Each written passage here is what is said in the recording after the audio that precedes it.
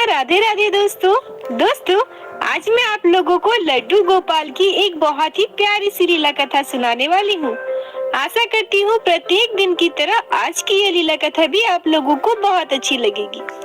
आज की ये लीला कथा बिहार में रहने वाले एक बुजुर्ग बाबा की है, जिनका इस दुनिया में कोई भी नहीं था।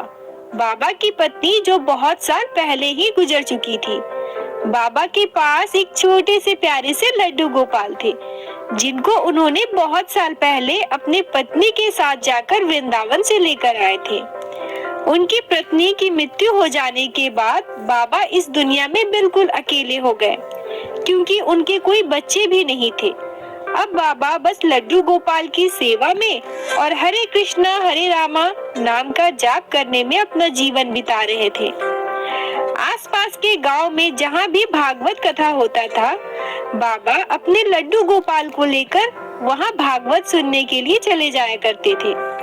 बाबा के मन में बहुत दिनों से यह इच्छा हो रही थी कि वृंदावन जाकर बाकी बिहारी जी के दर्शन करूं, और वह यह भी सोच रहे थे कि जब से वह लड्डू गोपाल को वृंदावन से लेकर आए हैं, उनकी पत्नी की मृत्यु हो गई, पर दोबारा उन्हें कभी भी वृंदावन धाम जाने का सौभाग्य नहीं मिला।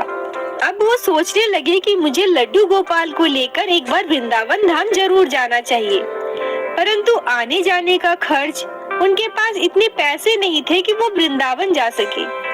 अब बाबा धीरे धीरे पैसे जोड़ने लगे कि कब मेरे पास पूरे पैसे हो जाएंगे और मैं अपने लड्डू गोपाल को लेकर वृंदावन जाऊंगा।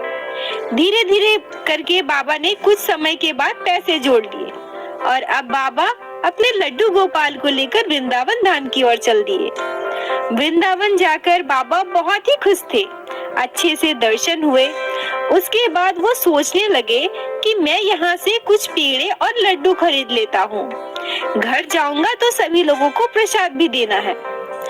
बाबा ने कुछ लड्डू और पेड़े वहाँ से लेकर मंदिर गए और वापस उसे प्रसाद के रूप में लेकर घर आने लगे। बाबा को वृंदावन से बिहार आना था, इसलिए वो ट्रेन पर बैठ गए। रास्ते में मुगल सराय स्टेशन आया। तब तक शाम हो चुकी थी। बाबा सोचते हैं कि अभी तो मुझे घर पहुंचने में 4-5 घंटे और लगेंगे और मुझे भूख भी लगी है, तो उन्होंने अपने प्रसाद का पैकेट निकाला और सोचा इसमें से 1-2 पेड़े निकालकर खा लेता हूँ। बाबा जैसे ही प्रसाद का पैकेट खोलते हैं तो देखते हैं कि सारे प्रसाद में लड्डू पेड़े में चींटियां लग चुकी है। फिर भी उन्हें भूख लगी थी, तो वह 1-2 पेड़े वहाँ से निकालकर उसमें से चींटियां हटाकर खा लेते हैं और वापस उस पैकेट को झोले में रखने की सोचते हैं।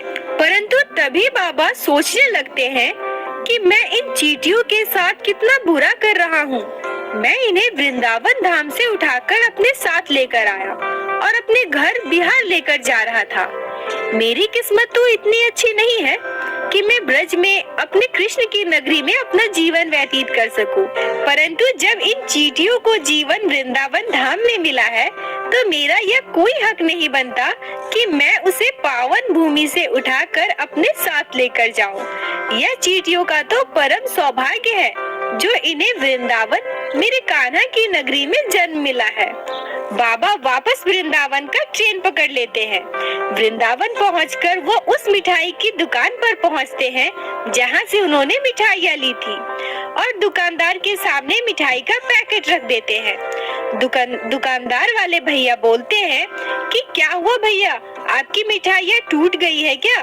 कोई दिक्कत है? लाओ मैं दूसरी दे देता हूँ। बाबा उनसे कहते हैं, नहीं नहीं भैया, आपकी मिठाई में कोई कमी नहीं है, ना ही कोई टूटी है। मैं यहाँ वापस बस इसलिए आया हूँ कि मैं नहीं चाहता कि मेरे हाथों से जाने अनजाने कोई भी पाप हो। और बाबा अपनी पूरी बात दुकान वाले भैया को बताते हैं। जब उस भैया को पूरी बात का पता चलता है, तो वो बाबा के चरणों को पकड़कर रोने लगते हैं। कहते हैं, आपकी भक्ति की तुलना तो कोई भी नहीं कर सकता। बाबा, आपकी भक्ति तो बहुत ही सच्ची है। ऐसा लगता है मानो आपका दिल स्वयं श्री कृष्ण से जुड़ा हुआ है। आप जितना अपने बारे में नहीं सोचते, उतना इन चींटियों के बारे में सोचा। दोस्तों, क्या कोई इंसान बाबा के जितना कर सकता है? क्या कोई इतना सोच सकता है कि मेरी किस्मत तो वृंदावन धाम में रहने की नहीं है, परंतु जब इस चींटियों को यहाँ पे जीवन मिला, इतना अच्छा सौभाग्य मिला है, तो मैं इनसे इनका वो अधिकार नहीं छीन सकता। बाबा की भक्ति सच में अद्भुत है। जरा सोचिए, आज भी दुनिया में इस कलयुग में ऐसे भक्त मौजूद है। हमारी भक्ति भी हमारे कान्हा के लिए बिल्कुल निस्वार्थ और सच्ची होनी चाहिए। कभी भी किसी के लिए बुरा नहीं सोचना चाहिए। फिर अगर हम अपने ठाकुर जी को, अपने लल्ला को सच्चे दिल से पुकारते हैं, तो वो हमेशा हमारे हर मुसीबत में हमारे साथ होते हैं। बोलो बाके बिहारी लाल की जय, लड्डू गोपाल की जय, जय जय श्री राधे।